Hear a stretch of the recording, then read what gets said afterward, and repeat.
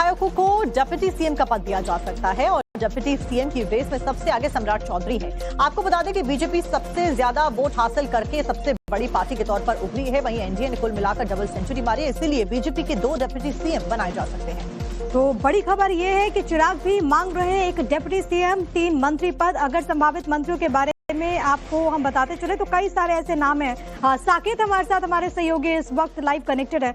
साकेत, क्योंकि सबके जहन में अब सवाल है कि नई सरकार का स्वरूप कैसा होगा, और बीते अगर 2 बार से देखें तो जब भी बीजेपी सरकार में आती है तो 2 डिप्टी सीएम का फॉर्मूला बिहार में भी रहा है। इस बार क्या कुछ संभावनाएं हैं, कौन कौन से नाम हैं, सहयोगियों को क्या कुछ मिल सकता है, क्योंकि चाहे वो हम हो, चाहे उपेंद्र कुशवाहा की पार्टी या फिर चिराग पासवान, अच्छी परफॉर्मेंस हुई है तीनों की तरफ से।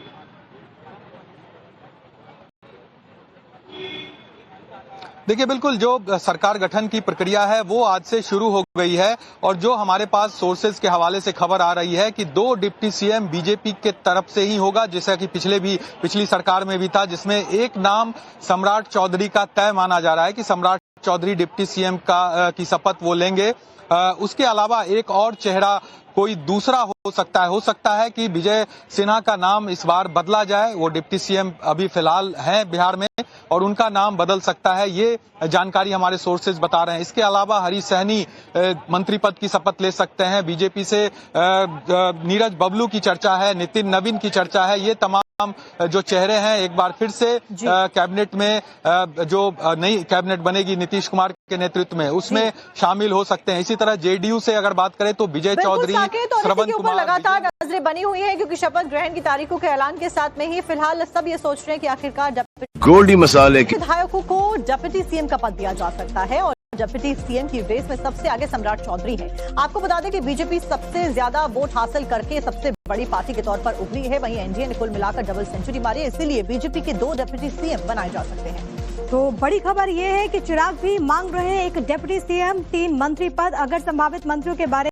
में आपको हम बताते चले तो कई सारे ऐसे नाम हैं। साकेत हमारे साथ, हमारे सहयोगी इस वक्त लाइव कनेक्टेड है।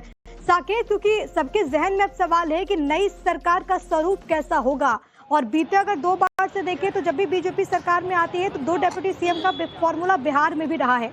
इस बार क्या कुछ संभावनाएं हैं, कौन कौन से नाम हैं, सहयोगियों को क्या कुछ मिल सकता है, क्योंकि चाहे वो हम हो, चाहे उपेंद्र कुशवाहा की पार्टी या फिर चिराग पासवान, अच्छी परफॉर्मेंस हुई है तीनों की तरफ से।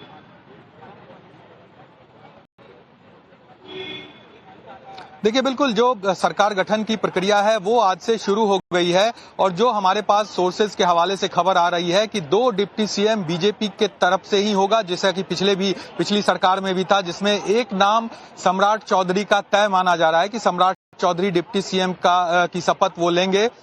उसके अलावा एक और चेहरा कोई दूसरा हो सकता है कि विजय सिन्हा का नाम इस बार बदला जाए। वो डिप्टी सीएम अभी फिलहाल हैं बिहार में और उनका नाम बदल सकता है, ये जानकारी हमारे सोर्सेज बता रहे हैं। इसके अलावा हरीश सहनी मंत्री पद की शपथ ले सकते हैं बीजेपी से।